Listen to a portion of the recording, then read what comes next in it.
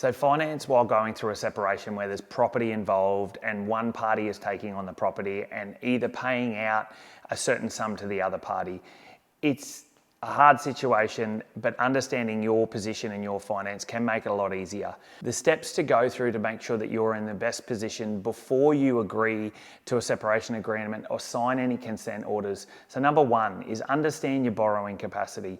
Before you agree to take on a property or pay out a certain amount, understand what's possible for you and what it's going to cost so that when you're putting that offer forward, you can confidently know that you can proceed with that offer. Value your assets and your liabilities. Write everything down, get some current values on that, and try and discuss with the other party on what you both agree on, ideally before you see the solicitor, so that when you're going in, you're formalising what you have already agreed upon. Now, the solicitor will do what they call a separation agreement.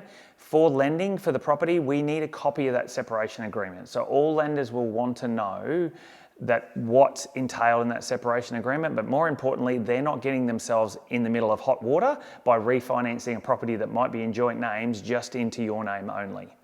Now, part of that separation agreement, when it's lodged with the family courts, it does abolish the need for you to have to pay stamp duty on the transfer.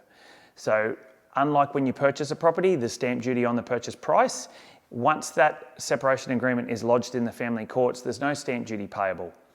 Now, the process of getting the loan approval, once we obtain your separation agreement, it usually takes about 4 weeks through the family court process, and that's enough time for us to go and get your formal approval, get those documents ready, and in order to be ready to settle once it's come out of the courts.